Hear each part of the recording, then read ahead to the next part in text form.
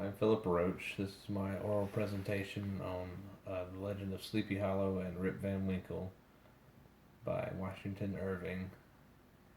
Uh, Washington Irving attempts to escape from what he called the commonplace realities of the present with his short stories of The Legend of Sleepy Hollow and Rip Van Winkle. The Legend of Sleepy Hollow, it's about Ichabod Crane, who's the new school teacher and choir director that's moved to town, and his love interest, Katrina, who happens to be the sole heir to a very wealthy estate. Katrina already has a suitor in town, Brom Bones, who is basically the town strongman and prankster, who, as I said, is already interested in Katrina. So he tries to physically intimidate Ichabod into leaving her alone and pulling pranks on him. The story comes to a turning point when Ichabod goes to a fancy party at Katrina's house, and can you pause that? And at this party, um, they were telling ghost stories, and Ichabod dances with Katrina, and then she pretty much breaks up with him, and so he leaves, and on his way home, he's chased by the headless horseman.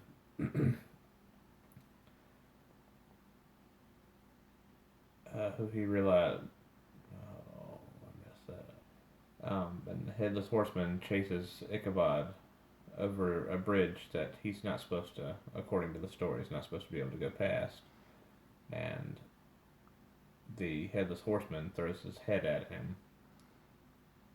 The next morning, they find horse prints and Ichabod's hat and a smashed pumpkin, but no, and Ichabod's horse, but no sign of Ichabod. Um, it's not really said whether he is killed by the headless horseman or just ran away. But either way, Brom ends up marrying Katrina, and that's pretty much the end of The Legend of Sleepy Hollow. And Rip Van Winkle, Rip is kind of a layabout, and his wife is always nagging him about um, just hanging out and not working and being more or less useless, more and more every day until he starts going out into the woods to get away from her. And one day he goes out and lays down to rest for a while and is woken up by a short, square man with bushy hair and a beard, and asks him to help him carry a keg to the top of the mountain.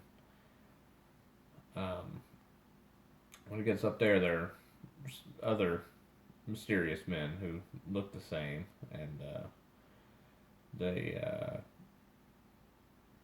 start drinking and bowling, and eventually Rip passes out, and when he wakes up, his dog is gone, and his gun is basically rotten, and he goes back to town, where nobody that he knows is still there. Apparently he was asleep for 20 years. Um, he realized that, how much things had changed when he was gone. What was that? When Rip realizes that 20 years have gone by, he more or less does absolutely nothing different than he did uh, 20 years before. He goes back to doing nothing and just laying around town. In conclusion, these two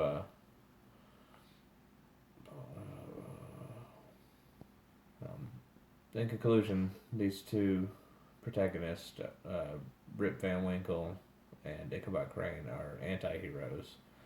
They start and end the story no better than they were to begin with. Ichabod Crane doesn't get the girl.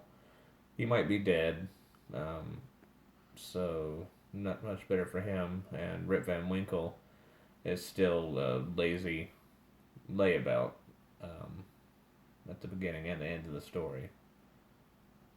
Um, that's all I got.